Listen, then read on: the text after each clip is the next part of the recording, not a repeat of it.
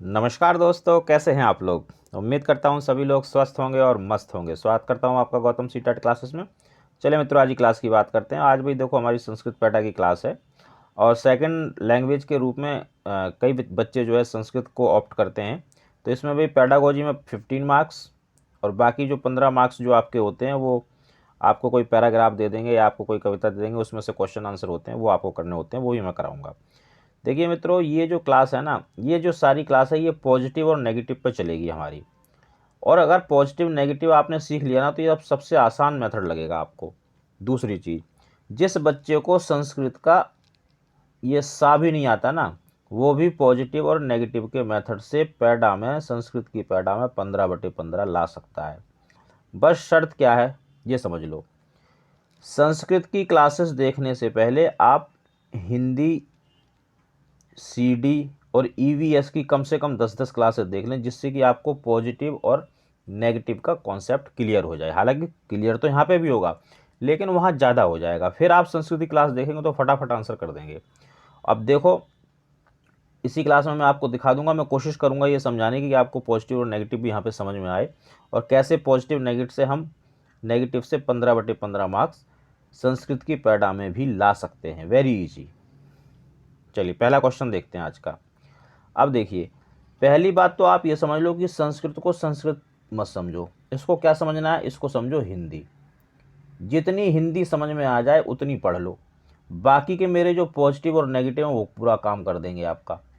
अब देखिए, भाषा शिक्षणस्य यानी कि भाषा का शिक्षण यानी कि टीचिंग का विधि छात्रान तया भाषाया परस्पर अंत क्रियार्थम प्रेरती। पहली बात तो भाई ये समझ लो, देखो संस्कृत में मैंने कुछ पीएचडी तो की नहीं है ना। तो मेरा जो प्रोनाउंसिएशन है, अगर आप कोई वर्ड गलत हो जाए, थोड़ा ऊंचा नीचा हो जाए तो इसको एडजस्ट कर लेना। बट पढ़ा आपको ऐसा दूंगा, समझा आपको ऐसा दे दूंगा कि पेपर में आप बिल्कुल करेक्ट आंसर करके आएंगे। देखिए, भाषा के शिक्षण में कौन सी विधि है जो छात्र और भाषा के परस्पर अंतःक्रिया प्रेरित, मतलब अंतःक्रिया के लिए प्रेरित करेगी। तो भाई कोई पॉजिटिव विधि होगी, नेगेटिव थोड़ी होगी। तो हमें क्या ढूंढना है, पॉजिटिव ढूंढना। देखो, व्याकरण अनुवाद विधि, व्याकरण होता है नेगेटिव। अब क्यों नेगेटिव होता है, इसके लिए आपको हिंदी की क्लासेस देखनी पड़ेगी, क्योंकि ये चीज़ें मैंने वहाँ डिटेल्ड समझाई हैं। सीडी क्लास देखनी पड़ेगी, ईवीएस की क्लास देखनी पड़ेगी, तब आपको ज़्यादा समझ में आएगा। अनुवाद विधि भी नेगेटिव, क्योंकि लैंग्वेज में सिर्फ आप अनुवाद अगर कर दोगे ना कि भाई इसका मतलब ये, इसका मतलब ये, इसका मतलब ये, तो फिर बच्चा क्या सीखेगा, कुछ नहीं है। तो मतलब सीख गया, भाषा थोड़ी सीखा। अब देखिए, संप्रेषण ये पॉजिटिव वर्ड है। अनौपचारिक ये भी पॉजिटिव वर्ड है। देखिए, संप्रेषण क्यों नेगेटिव है, संप्रेषण में जो भाषा के कौशल होते हैं वो सब इसी में आ जाते हैं। लिसनिंग भी आएगी, स्पीकिंग भी आएगी, रीडिंग भी आएगी, राइटिंग भी आएगी और संकेत जो होते हैं वो भी आएंगे। संप्रेषण का मतलब होता है कि भाषा का बच्चे को इतना ज्ञान हो जाए कि वो जीवन में भाषा, जहाँ भाषा की ज़रूरत है वो सारी स्थितियों को साध सके, तो ये पॉजिटिव है। अनौपचारिक विधि, देखिए दो विधि होंगी, एक तो अनौपचारिक, एक औपचारिक। अब ये औपचारिक और अनौपचारिक थोड़ा सा समझ लो आप आज, कि ये पॉजिटिव क्यों है और ये औपचारिक नेगेटिव क्यों है। ये मैं पहली बार ही समझा रहा हूँ इस संस्कृत में। औपचारिक का मतलब ये होता है, जैसे मान लो सपोज करो आपका कोई ए है और बी है, ये दोनों दोस्त हैं। ए दो इससे मिला तो ए ने क्या किया, हैंड शेक किया, हाथ मिलाया बी से, ये तो था जी औपचारिक। लेकिन बी ने क्या कहा, बी बोला अरे यार क्या हाथ मिला रहा, तू भी फॉर्मल हो रहा है भाई, आ गले लग, गले मिल। तो जो ये गले मिलना है ये है अनौपचारिक। अब आप मुझे खुद ही बता दो कि गले मिलने में आप ज़्यादा कंफर्टेबल फील करोगे या हाथ मिलाने में। तो आपका आंसर आना चाहिए भी गले मिलने में ज़्यादा अच्छा लगेगा। तो जो चीज़ ज़्यादा अच्छी लगेगी वही पॉजिटिव है, यानी कि अनौपचारिक पॉजिटिव है और संप्रेषण भी पॉजिटिव है। अब क्या हुआ, अब हम फंस गए भाई, आंसर ये होगा या ये होगा। तो जब आप ऐसे फंस जाओ तो उसका एक बेस्ट तरीका बताता हूँ कि आप ये देखना कि स्कोप ज़्यादा कहाँ है, बच्चा कहाँ ज़्यादा सीख रहा है, ब्रॉडनेस कहाँ ज़्यादा है। तो जो ये संप्रेषण विधि है ना, संप्रेषण विधि में भाषा के सभी कौशल आ रहे हैं। और भाषा के कौशल अगर बच्चा सीख गया तो इससे अच्छा तो कुछ हो ही नहीं सकता। तो ये ब्रॉडनेस है, इसलिए आंसर इसका होगा ए। अगला क्वेश्चन देखेंगे। और देखो एक चीज़ और बताता हूँ चलो आपको अभी पहले इसी में। ये तो मैंने आपको समझाया इसलिए इतनी देर लग गई। अगर मान लो जब आप नेगेटिव और पॉजिटिव सीख जाओगे ना, तब नहीं लगेगी इतनी देर। देखिए नेगेटिव नेगेटिव, ये पॉजिटिव, लेकिन ब्रॉड ये ज़्यादा, इसलिए इसको आंसर कर देना और आगे बढ़ जाना। देखो कितनी जल्दी आंसर सॉल्व हो गया। अगला देखेंगे 62, भाषा अधिगम संदर्भे, यानी कि भाषा का अधिगम, अधिगम मतलब लर्निंग, उसके संदर्भ में केशान छात्राणां गति स्तरानु स्तरानुगुणम ना दृश्यते, यानी जितना स्तर होना चाहिए उतनी दिखाई नहीं देती है। देखो हिंदी की तरह ही पढ़ रहा हूँ, आप भी ऐसे ही पढ़ना। तेषां कृते आवश्यकता अनुसारम कचित विशिष्ट पाठन व्यवस्था आवश्यकता अनुभूते, तो उसकी आवश्यकता के लिए विशिष्ट पढ़ने की व्यवस्था की जरूरत है। इसे क्या कहते हैं? इदम किम अस्ति, या ये क्या है, जो भी इसकी मीनिंग हो, क्योंकि भाई मैंने बता दिया संस्कृत मुझे भी नहीं आती, लेकिन आपको पढ़ा दूंगा गारंटेड। तो अब देखो, एक बच्चा है जो स्कूल में जो भी चीज़ें पढ़ाई जाती हैं वो उसके अनुसार नहीं है, उस स्तर के अनुसार नहीं है, वो उन चीज़ों को अच्छे से नहीं सीख रहा है, तो उसके लिए अलग से व्यवस्था की गई कि भाई इसको अलग से पढ़ाओ लेकिन सिखाओ। इसको क्या कहते हैं? तो देखो मैं आपको बताऊं, सी टेट में आपको 2 टीचिंग देखने के लिए मिलेंगी। एक तो होगा आपका निदानात्मक शिक्षण, निदानात्मक शिक्षण, और एक होगा उपचारात्मक शिक्षण, उपचारात्मक शिक्षण। निदानात्मक शिक्षण क्या होता है कि बच्चा अगर नहीं सीख रहा है तो क्यों नहीं सीख रहा है, इस बात का कारण पता करना। और दूसरा होता है उपचारात्मक शिक्षण, जब आपको ये पता चल गया कि बच्चा क्यों नहीं सीख रहा है तो उसके लिए उसका उपचार करना, उसको अलग से व्यवस्था करना, ताकि वो जो कारण है ना सीखने के वो दूर हो जाएं। ये 2 चीज़ें आपको पढ़ने को मिलेंगी। अब हम आते हैं अपने क्वेश्चन पे। देखिए सारांशीकरण, ये ना तो नेगेटिव है ना पॉजिटिव, इसको होल्ड पे रखना। पुनः पुनः शिक्षण, बार बार पढ़ाना, नेगेटिव होता है। उपचारात्मक शिक्षण पॉजिटिव होता है। क्यों पॉजिटिव होता है? मैंने ये बताया कि उपचारात्मक शिक्षण से बच्चे की जो कमियां हैं उनको दूर किया जाता है। पुनर्भसन, ये हो गया, मतलब पुनर्अभ्यास हो गया ये सॉरी, तबीयत थोड़ी ठीक नहीं है, फिर भी वीडियो बना रहा हूँ आपके लिए। कमेंट किया करो, लाइक किया करो। देखो तो ये भी नेगेटिव, बार बार करना भी नेगेटिव होता है। तो आपका आंसर हो गया सी।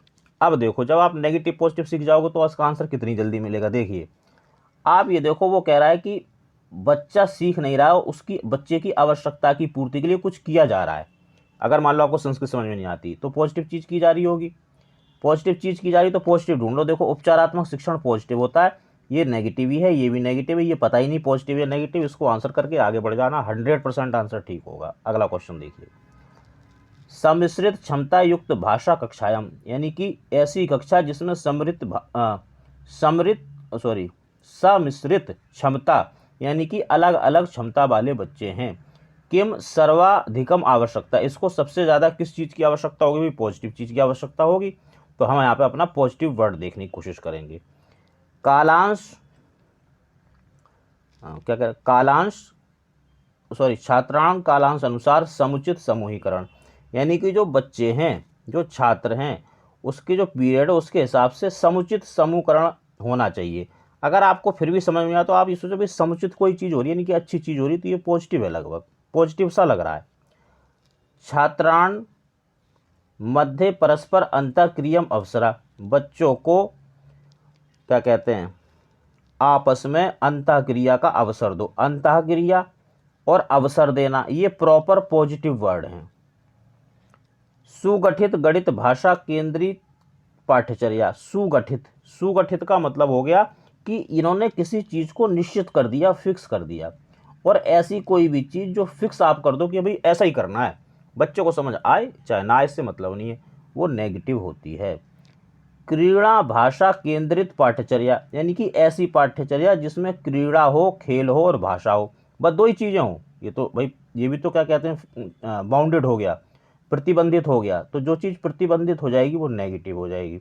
लेकिन अब देखो, तो ये दोनों तो नेगेटिव हो गए पूरी तरह से, तो इनको तो हटा दो। अब क्या बचा, पहला और दूसरा। पहले में क्या है, समुचित समूह बना रहे हैं बच्चों का, और दूसरे में क्या है, बच्चों से अंतःक्रिया करवा रहे हैं और अवसर भी दे रहे हैं परस्पर अंतःक्रिया करने के। जब बच्चे परस्पर अंतःक्रिया करते हैं तो वो सबसे ज़्यादा सीखते हैं। यहाँ तो आपने समूह बना दिया, अब बच्चे समूह में खड़े हैं, किसी से बातचीत तो कर नहीं रहे, तो क्या सीखेंगे? कुछ नहीं सीखेंगे। तो हमें ऑप्शन वो लेना है जिसमें बच्चा सीखे, और इसमें प्रॉपर वर्ड है अंतःक्रिया, यानी कि परस्पर अंतःक्रिया करना, और उसके अवसर देना, ये पॉजिटिव होता है, ध्यान रखना आप। अब देखो, अगर मान लो आप नेगेटिव पॉजिटिव सीख गए तो कितनी जल्दी आंसर मिलेगा। परस्पर अंतःक्रिया पॉजिटिव है, अवसर देना पॉजिटिव है, बाकी इसमें कोई भी चीज़ पॉजिटिव दिखाई नहीं दे रही, इसी को आंसर कराना। आगे बढ़ जाओ, अगला क्वेश्चन देखेंगे जी। संस्कृत भाषा पाठ्य पुस्तकां संदर्भे किम सर्वाधिक असमीचीन कथनम। अब देखो, मान लो अगर आपको ये समझ में नहीं आ रहा, उसने कहा कि संस्कृत के भाषा के संदर्भ में कौन सा कथन सबसे ज़्यादा असमीचीनम कथन है। अब ये असमीचीन का मान लो आपको मीनिंग समझ नहीं आ रहा, कोई बात नहीं, घबराना मत बिल्कुल भी। देखो कैसे आंसर आता है, वैसे अभी इसका मीनिंग बता दूंगा मैं, अपने आप को आपको पता चल जाएगा। पहला देखेंगे, पाठ्य पुस्तकानि शिक्षण निर्देश युक्त भवेतु, यानी कि जो पाठ्य पुस्तक है वो कैसी होनी चाहिए, शिक्षण के निर्देश के अनुसार होनी चाहिए, जो मतलब टीचिंग के लिए जरूरी है, तो भाई हाँ होनी चाहिए, इसमें तो कोई दो राय नहीं है भाई, शिक्षण की जो जरूरत है उस हिसाब से होनी चाहिए। सूचनानम तथ्यानानम विवरणम छात्र स्तर अनुसार भवेत, यानी कि जो सूचना है, जो तथ्य है, उसका जो विवरण है वो छात्र के स्तर के अनुसार होना चाहिए। कोई भी चीज़ अगर बच्चे के अनुसार हो रही है तो वो पॉजिटिव होती है, ध्यान रखना। पाठ्य पुस्तकानि छात्र अनुभव कुलानी भवेत, यानी जो पाठ्य पुस्तक है वो छात्र के अनुभव के अनुकूल होनी चाहिए, तो ये भी पॉजिटिव। देखो वैसे मैं बताता हूँ कि पाठ्य पुस्तक ना नेगेटिव होती है, लेकिन जब ये चारों में ही पाठ्य पुस्तक आ जाएगा तो फिर काहे की नेगेटिव, फिर तो इसकी कोई वैल्यू नहीं बची। अब चलो, ये दोनों पॉजिटिव हो गए, दूसरा और तीसरा। फोर्थ देखो, अध्यापक सहायतार्थ, यानी कि अध्यापक की सहायता के लिए। अब देखो, जो सहायता होती है वो पॉजिटिव होती है, लेकिन अगर बच्चे की हो रही है तो, यहाँ टीचर की हो रही है तो नेगेटिव हो गई। पाठ्य पुस्तकेशु एवं विस्तृत पाठ योजना, अब ये जो पाठ योजना शब्द है ना, ये प्रॉपर नेगेटिव है। वो कह रहा है कि जो संस्कृत की पाठ्य पुस्तक की भाषा है वो उसके संदर्भ कौन सा असमचीन। देखो, ये पॉजिटिव है, ये पॉजिटिव है, पाठ्य पुस्तक शिक्षण जो टीचिंग के जो निर्देश हों उसके हिसाब से होनी चाहिए, तो ये भी पॉजिटिव। अब ये तीन पॉजिटिव हैं, इसका मतलब वो क्या पूछ रहा है, नेगेटिव पूछ रहा है, और ये नेगेटिव ही है। तो असमीचीन का मतलब है जो ठीक नहीं है वो बताना है, तो भाई ये ठीक नहीं, क्योंकि इसमें जो काम हो रहा है वो अध्यापक के अनुसार हो रहा है, इन तीन में काम बच्चे के अनुसार हो रहा है। और सी टेट में सारा काम हमें किसके हिसाब से करना है, बच्चे के हिसाब से। बच्चे को आप खुदा मान लो, भगवान मान लो, प्रभु मान लो, ईश्वर मान लो, गॉड मान लो, तभी सी टेट क्लियर होगा। और गॉड मानने का मतलब है कि आप हम हमेशा चाहते हैं हमारे भगवान को कुछ भी बुरा नहीं लगना चाहिए, ऐसी बच्चे को अगर कुछ बुरा नहीं लगेगा तो आप सी टेट क्लियर कर जाओगे। अगर आपने ऐसा कोई काम कर दिया जो बच्चे को बुरा लग रहा है और आपने उसको आंसर कर दिया तो समझ लो आपका नंबर 1 गया। अगला क्वेश्चन देखेंगे, छात्रस्य छात्रस्य विशिष्ट शैक्षणिक प्रवृत्ति इतस्यम किम सन्निहितम अस्ति। अब भगवान जाने क्या पूछना चाह रहा है, लेकिन देखो आंसर कैसे मिलता है।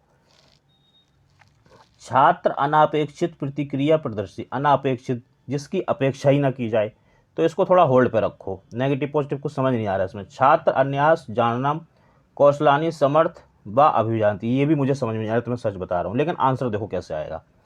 छात्र शरीर ने स्वस्थ दृश्यते, ये भी नहीं। अब देखो फोर्थ, रुचि, ये पॉजिटिव वर्ड है।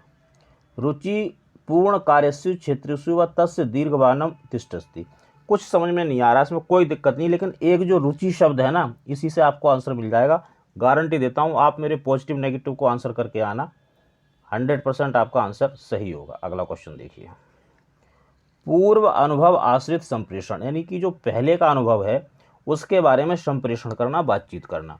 अधिकृतम प्रक्रिया कथते, इस प्रक्रिया को क्या कहेंगे कि पहले आपके क्या अनुभव थे, बच्चे के क्या अनुभव थे, उसके बारे में बातचीत करना, संप्रेषण करना, उसको क्या कहेंगे। संकल्पना निर्माण, अधिगम हस्तांतरण, प्रश्न विधि, प्रश्न विधि नेगेटिव होती है, साक्षात प्रदर्शनम। तो देखो ये तीन चीज़ें हैं, तो इसमें हम देखो क्या कर रहे हैं, संकल्पना का निर्माण नहीं कर रहे हैं। संकल्पना का निर्माण का मतलब होता है कि हम बच्चे को कोई टॉपिक दें, अब इसके बारे में सोचो, ऐसा तो आप नहीं कर रहे। आप क्या कर रहे हो, उसके पूर्व की अनुभव, जो पहले उसने बच्चे ने सीख रखे हैं, जो एक्सपीरियंस ले रखे हैं, उनकी बात कर रहे हो। अब इस एक्सपीरियंस को आप अभी जो पढ़ाने वाले हो प्रेजेंट में उसके साथ जोड़ोगे, यानी कि अधिगम का हस्तांतरण कर रहे हो आप, ये पॉजिटिव चीज़ होती है, अधिगम का हस्तांतरण करना, यानी जो बच्चे ने पहले सीखा वो अब आप उसको यूज कर रहे हैं। तो आंसर हो जाएगा आपका बी। अगला क्वेश्चन देखेंगे, अनुरूपण संबंध अध्यापक प्रशिक्षण विधि मान्यते, यानी कि जो अध्यापक की प्रशिक्षण विधि होती है वो किस लिए होती है, उसका क्या मतलब होता है, वो ये पूछना चाह रहा है। हालांकि इसका जो काल है वो कुछ अलग हो सकता है, मतलब पता नहीं मैं किस काल में, मतलब काल मेरा ठीक है नहीं है, मुझे भी नहीं मालूम, लेकिन मैं आपको समझाने का प्रयास कर रहा हूँ। पाठ योजना देखो नेगेटिव होती है। वीडियो प्रदर्शनम दर्शनम ठीक है कुछ हद तक। सूक्ष्म शिक्षण, उत्तम व्याख्यान टिप्पणी, व्याख्यान नेगेटिव। तो देखो ये तो दोनों नेगेटिव हो गए प्रॉपर, ये भी नेगेटिव है, ये नेगेटिव, ये प्रॉपर नेगेटिव वर्ड है। नेगेटिव वर्ड कैसे पता चलेंगे? हिंदी, सीडी और भाई ईवीएस की क्लासेस देखो पैडा की, तब जाके समझ में आएगा। अब बचा वीडियो प्रदर्शनम दर्शनम और सूक्ष्म शिक्षण। देखिए ये जो सूक्ष्म शिक्षण होता है ये क्या होता है? ये इन सर्विस ट्रेनिंग होती है। इसमें टीचरों को, अध्यापकों को प्रशिक्षण दिया जाता है। क्योंकि देखो जो हमारी जो विधियां हैं पढ़ाने की, जो सिलेबस हैं, वो हर 5 साल 10 साल बाद बदलते रहते हैं। टीचर पुराने हो गए तो फिर वो कैसे पढ़ाएंगे? उसके लिए प्रशिक्षण दिया जाता है, इन सर्विस ट्रेनिंग दी जाती है, जिसे सूक्ष्म शिक्षण कहते हैं। ये सीधा सीधा थ्योरी का सवाल था। अगला क्वेश्चन देखेंगे। लेखन प्रक्रिया संदर्भ है, यानी कि लेखन के संदर्भ में। कस्मिन चरणे, कोई चरण है, कौन से? मुक्त लेखनम, मस्तिष्क उद्वेलनम, इसको बोलते हैं माइंड ब्रेन स्ट्रॉमिंग, जो कि पॉजिटिव होती है। मुक्त लेखनम पॉजिटिव होता है, समूहीकरण पॉजिटिव होता है, विचार चित्रम, ये भी आइडिया मैपिंग, ये भी महत्वपूर्ण होता है। चय महत्वपूर्ण, ये महत्वपूर्ण है। कब महत्वपूर्ण है? लिखने से पूर्व, प्रारूप लेखन, यानी कि जब आपका उसका प्रारूप लिख रहे हो। पुनरावृत्ति, देखो ये नेगेटिव होता है, उसको हटा दो। प्रूफ रीडिंग, ये तो बिल्कुल हट गया। अब ये 3 चीज़ें बची। तो देखिए भाई इसको मैं सीधा सीधा बताता हूँ कि जब लेखन की प्रक्रिया होती है तो उसमें ये जो स्टेप हैं, मुक्त लेखन के और या मस्तिष्क उद्वेलन के, सामूहिकरण की चरण, ये लिखने से पूर्व होते हैं। ये सारी प्रक्रियाएं लिखने से पूर्व होती हैं। इसके बाद जब आपका ब्लूप्रिंट तैयार हो जाता है फिर आप लिखना शुरू करते हैं, प्रारूप बनाना शुरू करते हैं, और लास्ट में सबसे प्रूफ रीडिंग होती है कि भाई कोई गलती वलती तो नहीं रह गई है। अगला क्वेश्चन देखिए। कपि अध्यापिका छात्र एका रोचका कथा श्रवयंती, कोई अध्यापिका है अपने छात्र को एक रोचक कथा सुनाती है। छात्रान प्रश्न पूछती है, छात्र से फिर प्रश्न पूछती, ऐसा प्रक्रिया अस्ति, ये प्रक्रिया क्या कहलाएगी? तो चलो भाई देख लेते हैं, क्वेश्चन आपको समझ में आ ही गया होगा। श्रवण पूर्व पठन कौशल, श्रवणात् पूर्व पठन कौशल, यानी सुनने से पहले का पठन कौशल है। सुनने से पहले कहाँ, सुना तो रही है वो। श्रवण कौशल संबंधा आकलन, आकलन गतिविधि, यानी कि श्रवण का जो कौशल है उसके आकलन की वो गतिविधि करना चाह रही है। तो मुझे तो आंसर यही लग रहा है, क्योंकि वो पहले बोल रही है, बच्चे को सुना रही है, फिर उसका प्रश्न पूछ रही है, तो वो आकलन कर रही है। तो आंसर तो यही लग रहा है। आगे देखते हैं। वाचन कौशल अभ्यास, अभ्यास नेगेटिव। छात्राण भाषा विकास संदर्भे भाषा कौशल परीक्षणम, देखो ये तो पॉजिटिव था, लेकिन पॉजिटिव चीज़ को आपने नेगेटिव कर दिया। परीक्षण से, परीक्षा लेना नेगेटिव होता है, ये ध्यान रखना। अब जो बच्चे पहली बार वीडियो देख रहे होंगे सोच रहे हैं यार ये क्या नेगेटिव पॉजिटिव सर जी बोल रहे हैं। इनको अगर समझना है तो हिंदी ईवीएस और सीडी क्लासेस देखिए। आपको नेगेटिव पॉजिटिव से ही आप सीटेट के फर्स्ट पेपर में 90 नंबर ले आओगे और सेकंड में 75, बट क्लासेस देखनी पड़ेंगी तभी। तो भाई इसका आंसर यही होगा बी, श्रवण कौशल संबंध। कई वो बच्चों को सुनाती है कहानी और फिर उससे प्रश्न पूछती है, तो श्रवण कौशल जो है उसका उसका आकलन कर रही है टीचर। लेखन कौशल उत्तम, उत्तम क्रम अस्ति, लिखने का, लेखन का जो कौशल है वो उत्तम कौन सा है? तो भाई इसको तो आप रट लो, इसका आंसर है ए, संकलन, क्रम निर्धारण, प्रारूप और पुनः प्रारूप। ये सीधा सीधा इसका आंसर है, इसको रटना ही पड़ेगा।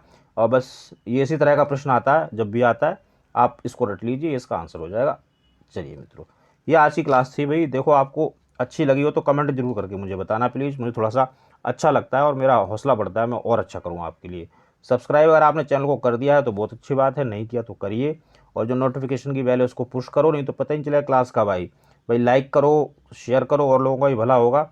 और सीटेट से रिलेटेड कोई भी दिक्कत है आप इस नंबर पर मुझे मैसेज कर सकते हो, मैं आपकी समस्या का पूरा समाधान करूंगा। तो मित्रों मिलेंगे अगली क्लास में, तब तक आप सभी लोग स्वस्थ रहिए, मस्त रहिए और मेहनत करते रहिए।